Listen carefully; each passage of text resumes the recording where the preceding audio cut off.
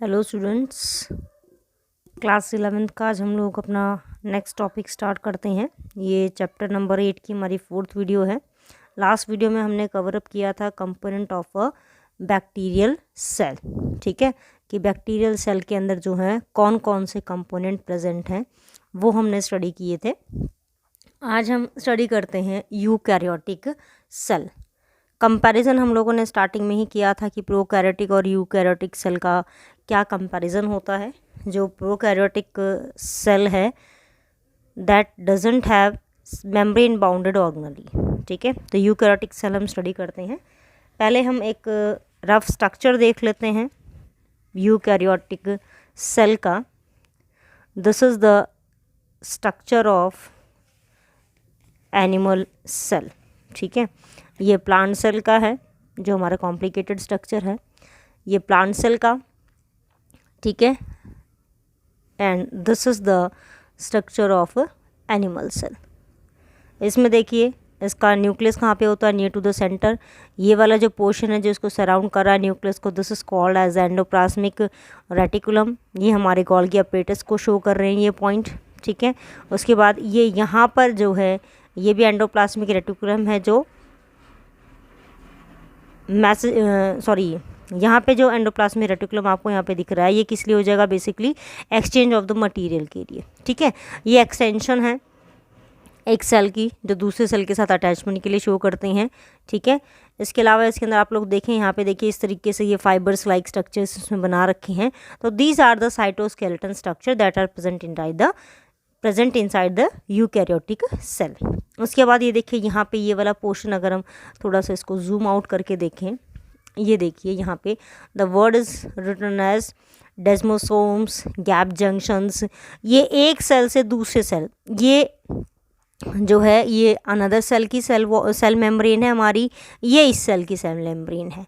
दोनों cell membranes के बीच में एक्सचेंज ऑफ मटेरियल के जो जंक्शंस होते हैं वो जंक्शंस जो होते हैं that are called as a gap junction. और ये डिफरेंट उसके फिर हम लोग टाइप स्टडी करेंगे। ठीक है, तो हम ये सारा कुछ स्ट्रक्चर स्टडी करेंगे किसके अंदर, प्रॉपर यूकैरियोटिक सेल के अंदर। ठीक है, now let us begin the main topic.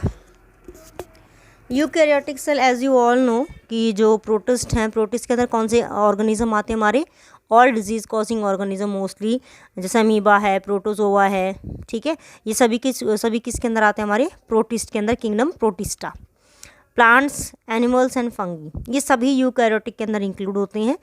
इसके अंदर एक वर्ड लिखा हुआ है कि एक्सटेंसिव कंपार्टमेंटाइजेशन सिस्टम इज प्रेजेंट, यानी कि कंपार्टमेंट का सिस्टम प्रेजेंट होता है। ये देखो अभी हम लोगों ने जो स्ट्रक्चर किया है इसके अंदर अगर हम लोग देखें कि जितने भी ऑर्गेनेलीज हैं दे ऑल हैव, ये देखिए जितने भी ऑर्गेनेली इसके अंदर हैं लाइक माइटोकॉन्ड्रिया इसकी अपनी एक मेम्ब्रेन है, गोल्गी अपरेटस है ये अपनी एक लोकेशन के ऊपर स्टिच है यहाँ पे। ठीक है, इसके अलावा अगर हम लोग देखें पेरोक्सिसोम्स जो हैं ये देखिए इसकी अपनी एक लोकेशन है। तो इन सब ने जैसे एक अपार्टमेंट के अंदर जो उसके फ्लैट्स हैं वो सारे डिफ्रेंशिएट होते हैं, ठीक ऐसे ही एक सेल के अंदर जितने भी अलग अलग पार्ट्स हैं दे हैव अ कंपार्टमेंटाइजेशन, की अलग अलग कंपार्टमेंट बने हुए, उनका एरिया लोकलाइजेशन फिक्स्ड है। ठीक है, they may move with the help of cytoplasmic streaming. अब इसमें देखिए साइटोस्केलेटन सेल वॉल प्रेजेंट है। तो सेल वॉल किसके अंदर प्रेजेंट होती है, बेसिकली हमारी सभी प्लांट्स में, फंगी में एंड सम प्रोटिस्ट, सभी प्रोटिस्टा के अंदर नहीं होती, कुछ में होती है। साइटोस्केलेटन स्ट्रक्चर का मतलब क्या हुआ, जो अभी हम लोगों ने किया था माइक्रोफिब्रिल है, ये माइक्रोट्यूब्यूल्स जो हैं basically these all are proteinaceous in nature. जो साइटोप्लाज्म होता है उस साइटोप्लाज्म के अंदर, ठीक है, जो साइटोप्लाज्म है हमारा, ये देखिए अगर ये हमने माना सेल का साइटोप्लाज्म है, अगर इसमें कुछ बैरियर्स ना हो तो इसका मतलब क्या होगा कि एक सेल ऑर्गेनेली जो यहाँ पर है ये मूव करके यहाँ पे भी आ सकती है, मूव करके यहाँ पे भी चली जाएगी, इसकी कोई लोकेशन फिक्स नहीं होगी। ठीक है, तो इसकी लोकेशन को फिक्स रखने के लिए ताकि प्रॉपर जो लोकोमोटरी मोशंस हैं, जो मूवमेंट है वो एक सिस्टमेटिक पैटर्न से चले, उसके लिए साइटोस्केलेटन जो है वो प्रेजेंट होता है। Next genetic material. Genetic material क्या होगा, मोस्टली हमारा वेल ऑर्गेनाइज्ड। ठीक है, एंड मोस्टली जेनेटिक मटेरियल क्या होता है हमारा, DNA, डीऑक्सीराइबोन्यूक्लिक एसिड। ठीक है, नेक्स्ट हम देखते हैं ओवरऑल एक व्यू किसका, हमारे यूकैरियोटिक सेल का, कि यूकैरियोटिक सेल के अंदर क्या क्या प्रेजेंट होता है। ठीक है, लेट अस बिगिन। सबसे पहले है प्रोटोप्लास्ट। भाई प्रोटोप्लास्ट क्या होता है? ठीक है, प्रोटोप्लास्ट जो है ये बहुत पहले वर्ड दिया गया था, उसके बाद में इसको नाम दिया गया था प्रोटोप्लाज्म का। पहले इसको प्रोटोप्लास्ट बोला गया था। ठीक है, तो प्रोटोप्लास्ट किसको डिनोट करता है? The whole protoplasm. पहले प्रोटोप्लास्ट नाम दिया गया था, फिर प्रोटोप्लाज्म कहा गया। और प्रोटोप्लाज्म क्या जगह, it is a complex semi fluid translucent substance that constitute the living matter. Because cell है तो वो लिविंग है, तो उसके अंदर जो मैटर है वो भी क्या होगा, सारा का सारा लिविंग होगा। ठीक है, प्रोटोप्लास्ट के या प्रोटोप्लाज्म अगर हम बात करें कि इसके पार्ट्स कौन कौन से होते हैं, प्लाज्मा मेम्ब्रेन इसका पार्ट होगा, साइटोप्लाज्म एंड वैक्यूल्स। ठीक है, साइटोप्लाज्म को फिर हम डिवाइड करते हैं दो डिफरेंट पार्ट्स के अंदर। दो डिफरेंट पार्ट्स कौन से हो जाएंगे? एक तो हो जाएगा साइटोप्लाज्मिक मैट्रिक्स, ठीक है, और एक हो जाएगा उसके different organelle. Cytoplasmic matrix, cytoplasmic matrix को हम लोग डिफरेंट नेम से जानते हैं, hyaloplasm, cytosol, intracellular fluid, the ground plasm. ये सभी के सभी नेम किसके लिए यूज़ होते हैं? हमारे साइटोप्लाज्मिक मैट्रिक्स के लिए। अब साइटोप्लाज्मिक जो मैट्रिक्स है, ठीक है, हम उसके दो स्टेट करते हैं। ये 9th स्टैंडर्ड में भी हमने किया था कि साइटोप्लाज्म के दो स्टेट होते हैं, sol and gel. Sol state इसको हम नाम देते हैं प्लाज्मा सोल, जेल स्टेट को बोला जाता है प्लाज्मा जेल। ठीक है, इंटरनल जो पार्ट है, यानी कि ये अगर हम लोगों ने एक सेल ले लिया, ठीक है, ये near to the plasma membrane, ये जो एरिया है हम इसको थोड़ा सा जो है ऐसे इंडिकेट करते हैं। ये देखिए, ये वाला जो एरिया है जो near to the plasma membrane है, ये थोड़ा सा गाढ़ा होता है। ठीक है, ये पार्ट कहलाता है हमारा जेल स्टेट। ठीक है, कहाँ पे है इसकी location? Just below the plasma membrane. It is also called as ectoplasm and plasma gel. Ecto का मतलब आउटर साइड पे। ठीक है, सोल स्टेट जो है इसकी लोकेशन सेंटर का जो पोर्शन बच गया पूरा हमारा, ठीक है, मार्जिन्स को छोड़कर सेंटर वाला जितना भी पोर्शन है हमारा internal part, that all constitute the sol state. ठीक है, सोल स्टेट का दूसरा नाम क्या हो जाएगा? एंडोप्लास्ट या प्लाज्मा सोल। उसके बाद ऑर्गेनेलीज आ जाएंगी हमारी, ये भी किसका पार्ट है? हमारी साइटोप्लाज्म का। ऑर्गेनेलीज में क्या होगा कि स्पेसिफिक फंक्शन होंगे, कि हर एक ऑर्गेनेली का अपना अपना फंक्शन। जैसे राइबोसोम का काम क्या होगा? प्रोटीन बनाना। माइटोकॉन्ड्रिया का काम क्या हो जाएगा? पावर हाउस यानी कि एटीपी प्रोडक्शन कराना। प्लास्टिड्स का काम क्या हो जाएगा? डिफरेंट टाइप के होते हैं प्लास्टिड, लेकिन मेन प्लास्टिड का काम क्या होता है हमारा? Basically they have to produce food in plants. ठीक है, उसके अलावा लाइसोसोम्स का काम क्या हो जाएगा कि सेल के अंदर जो भी डेड ऑर्गेनेलीज उनको ईटअप करना, क्लीनेज करना वहाँ पे। ठीक है, तो इस तरीके से हमारे मेम्ब्रेन के अकॉर्डिंग कि सिंगल मेम्ब्रेन है, डबल मेम्ब्रेन है, हम डिफरेंट ऑर्गेनेलीज को स्टडी करते हैं। 9th स्टैंडर्ड में आपने स्टडी किया था कि जो हमारा माइटोकॉन्ड्रिया है, प्लास्टिड है, देवर डबल मेम्ब्रेन स्ट्रक्चर। डबल का मतलब कि एक ये आउटर मेम्ब्रेन, एक ये उसकी इनर मेम्ब्रेन। ठीक है, तो ये हो गया डबल मेम्ब्रेन स्ट्रक्चर। तो इसमें हमारा प्लास्टिड, माइटोकॉन्ड्रिया और न्यूक्लियस, हम इनको कंक्लूड करते हैं। Then next come the single membrane. Single membrane का मतलब कि एक सिंगल ही मेम्ब्रेन है। जैसे गोल्गी एपरेटस का हमने किया था कि ये ऐसे एक सिंगल लाइन है, ये सिंगल मेम्ब्रेन को रिप्रेजेंट कर रहा है। ठीक है, ये किसको रिप्रेजेंट कर रहा है? सिंगल मेम्ब्रेन का। तो endoplasmic reticulum, lysosome, Golgi apparatus, peroxisomes, ठीक है, ये कई सारे हमारे ऑर्गेनेलीज हैं जो किसके अंदर आ जाएंगे? हमारे सिंगल मेम्ब्रेन के अंदर। And some are without membrane, जिनकी मेम्ब्रेन ही नहीं होती। ठीक है, तो विदाउट मेम्ब्रेन में आता है हमारा ribosome, centrioles. These are present only in animal cell. जब सेल डिवाइड करता है तो उस टाइम पे ये अराइज होते हैं। ठीक है, माइक्रोबॉडीज ये इसके अंदर जो है प्रेजेंट होंगे। Now the composition of cytoplasm या प्रोटोप्लाज्म जो है हमारा, उसकी कंपोजिशन क्या होनी चाहिए? वो हम इसके अंदर स्टडी करते हैं। 90% तो वाटर है, क्योंकि मूवमेंट होएगी तो इसका मतलब वहाँ पे कोई लिक्विड मीडियम होना चाहिए, तभी मूवमेंट पॉसिबल है। And it is a totally crystallo colloidal complex. देखो कोलाइडल सोल्यूशन क्या होता है, आप लोगों ने लोअर क्लास में किया है कि वो मीडियम होता है जिसके अंदर जो सॉल्यूट पार्टिकल्स हैं दे डजंट सेटल डाउन, वो सेटल नहीं होंगे, वो ऐसे ही घूमते रहेंगे, ठीक है। अब कोलाइडल कॉम्प्लेक्स है तो इसके अंदर क्या क्या प्रेजेंट है, different type of minerals, sugar, amino acid, enzymes, proteins, lipid, यानी कि सब कुछ इसके अंदर प्रेजेंट है। साइटोप्लाज्म के अंदर एक प्रॉपर मूवमेंट होती है। जैसे मान लो यहाँ पे कोई ऑर्गेनेली है, ये ऑर्गेनेली इस तरीके से मूवमेंट शो कर रहा है अपना, ठीक है, या हम बोल सकते हैं कि ये ऑर्गेनेली जो है इस तरीके से एक जिगजैग पैटर्न भी बोल सकते हैं हम, ऐसे मूवमेंट शो कर रहा है। This are called as cytoplasmic movement. तो साइटोप्लाज्मिक मूवमेंट क्या हो जाएंगे, मूवमेंट इन साइटोप्लाज्म। हम इनको नाम किसका देते हैं, साइटोप्लाज्मिक मूवमेंट्स का। Next come the cell inclusion. अब सेल के अंदर नॉन लिविंग पार्ट्स भी इंक्लूड होते हैं, जैसे हमने प्रोकैरियोटिक सेल के अंदर बैक्टीरिया में किया था कि some parts are non living also, that non living parts are called as cell inclusion. इसमें फैट, ग्लाइकोजन, इन सब के जो ड्रॉपलेट फॉर्म है या ग्रेनुलर फॉर्म है, हम उन सबको इंक्लूड करते हैं। न्यूक्लियस हमारा डबल मेम्ब्रेनस स्ट्रक्चर है, साइटोप्लाज्म के अंदर एम्बेडेड होता है। इसकी location near to the center but not exactly to the center, ठीक है, क्योंकि प्लांट सेल के अंदर सेंटर में नहीं होता। Now come the various functions of a cell, ठीक है, कि सेल के क्या क्या फंक्शन है हमारे। तो इसमें सबसे पहले आउटर मोस्ट जो मेम्ब्रेन होती है in case of plant cell, वो क्या होती है, सेल वॉल, ठीक है। तो सेल वॉल क्या प्रोवाइड करता है, प्रॉपर शेप देता है, प्रोटेक्शन देता है, उसको रिजिडिटी प्रोवाइड करता है, यानी कि एक इनफ्लेक्सिबल स्ट्रक्चर देता है, जो जल्दी से श्रिंक नहीं होता उसका।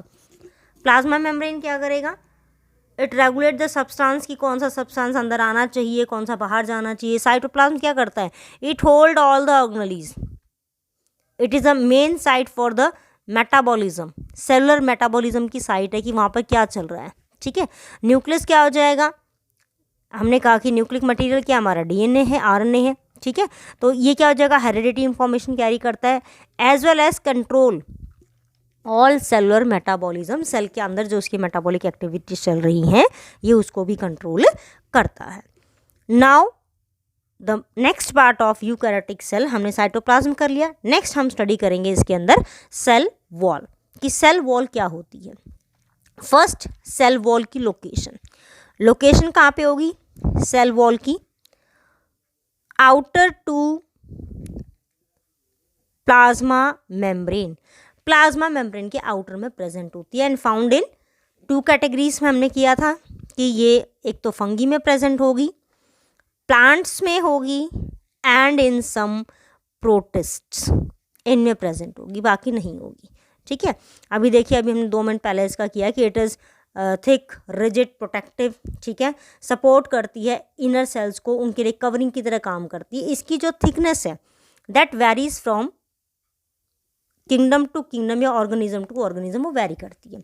तो थिकनेस कितनी है इसकी हमारी 0.1 mu micron to 10 mu micron. Then come the chemical composition, इसकी केमिकल कंपोजिशन क्या है। देखिए, केमिकल कंपोजिशन में 3 बातें हम स्टडी करेंगे। इसका मैट्रिक्स, यानी कि इसका लिक्विड मटेरियल कैसा है, माइक्रोफिब्रिल्स, इसको स्ट्रक्चर स्ट्रेंथ प्रोवाइड कौन करता है, एंड लास्ट द डिपोजिशन, की डिपोजिशन के अंदर इसमें क्या कुछ जो है वो प्रेजेंट है। पहले हम स्टडी करते हैं मैट्रिक्स के बारे में। देखिए, मैट्रिक्स के अंदर क्या होगा, वाटर की कंपोजिशन है 30 to 60%, हेमिसेलुलोजिक कंपोनेंट है 5 to 15%, पैक्टिन प्रेजेंट है 2 to 8%, लिपिड्स हैं 0.5 से 3%, प्रोटीन या ग्लाइकोप्रोटीन्स ये 1 to 2% होते हैं। वाटर का इसके अंदर इंपॉर्टेंस क्या है, वाटर क्यों चाहिए, एक डिस्पर्सन मीडियम होना चाहिए। अगर मीडियम नहीं है तो ये सारे के सारे पार्टिकल्स क्या हैं, दिस और आर सॉल्यूट पार्टिकल्स, ये डिजॉल्व नहीं हो सकते, ठीक है, तो सॉल्वेंट की तरह काम करेगा।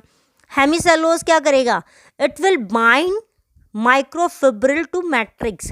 जो माइक्रोफिब्रिल हैं प्रोटीनेशियस नेचर के हैं, जो एक साइटोस्केलेटन की फॉर्मेशन करते हैं, उनको बाइंड करवाएगा उस लिक्विड मटेरियल से। Next is pectin. पैक्टिन एक कोलाइडल फॉर्म है जो हाइड्रेशन का प्रोसेस चलेगा, यानी कि वाटर का लॉस कब होना है, कितना होना है, कैसे होना है, उस प्रोसेस को ये कंट्रोल करेगा।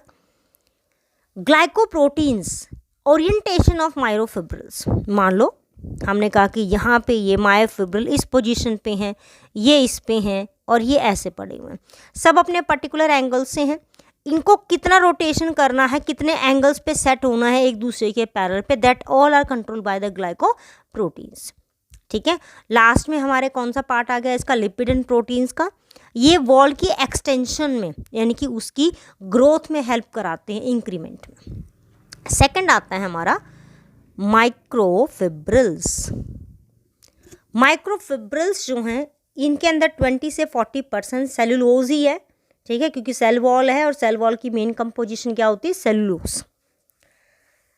बेसिकली ये जो स्ट्रक्चरल एलिमेंट्स हैं हमारे, जिनसे कि हमारा सेल वॉल बनेगी, यानी कि सेलुलोज सिर्फ उसके बने हुए होते हैं और कुछ ज़्यादा इनके अंदर नहीं होता। But in case of fungus जो सेलुलोज है वो रिप्लेस किससे होता है, चिटिन से, क्योंकि फंगस की सेल वॉल किसकी बनी होती है, चिटिन की। Next is the deposition. Deposition का मतलब कि जब एक प्लांट का सेल डिवाइड करके न्यू सेल बनता है, अपना न्यू जो फॉर्म सेल है, that cell grow and differentiate into different type of cell. जैसे 9th स्टैंडर्ड में आप लोगों ने टिश्यू के अंदर किया था कि प्लांट्स के अंदर parenchyma, collenchyma, sclerenchyma, different types के सेल होते हैं। उनमें से उनके किसी की जो वॉल्स हैं वो इरेगुलर थिकनिंग है। स्क्लेरेन्काइमा को हम लोग कहते थे they are totally dead cell because they have secondary growth. तो वो सारी जो ग्रोथ वगैरह शो करनी है, that all are due to particular deposition. हम लोगों ने करा था नॉर्मली कि लीफ जो आउटर मोस्ट लेयर होती है, एपिडर्मल की जो लेयर है, इसके बाहर एक यहाँ पे थिक लेयर होती है। ठीक है, this thick layer is called as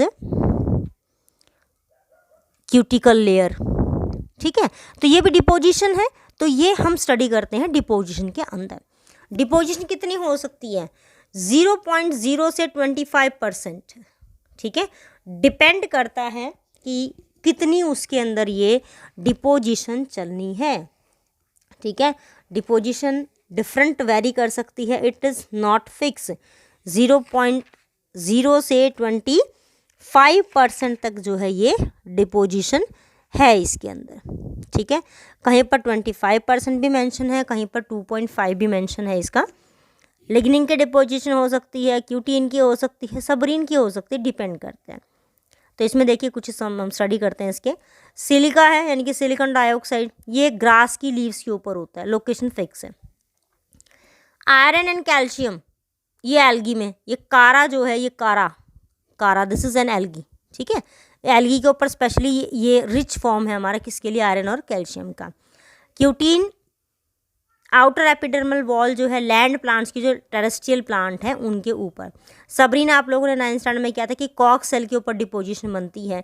इसके अलावा एंडोडर्मल स्ट्रिप्स या कैस्पेरियन स्ट्रिप्स जो हैं इसके अंदर फॉर्मेशन होती है। कैस्पेरियन स्ट्रिप्स क्या होती हैं कि हमारी, इसका एक रफ डायग्राम हम लेते हैं इसका करने के लिए।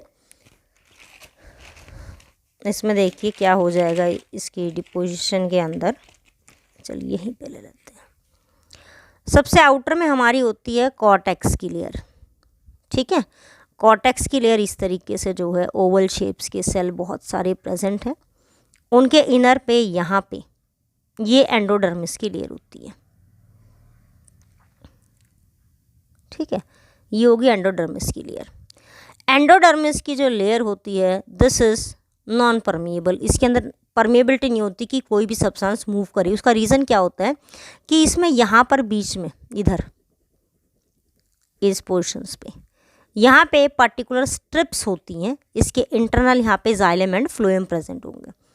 पर्टिकुलर स्ट्रिप्स प्रेजेंट होती हैं जिनको हम लोग नाम किसका देते हैं, Casparian strips. This Casparian strip does not allow anything to pass through them. ये अलाउ ही नहीं करेंगे किसी भी चीज़ को कि ये अंदर आए या फिर बाहर जाएं। लिग्निन लैंड प्लांट के ऊपर ही होते हैं और उनको क्या प्रोवाइड करते हैं, हार्डनेस। ठीक है, तो ये हो गया हमारा chemical composition of cell wall क्या होती है। In next video we will study the different layers, or we can say the structure of a cell wall. Go on studying and making the notes. Thank you.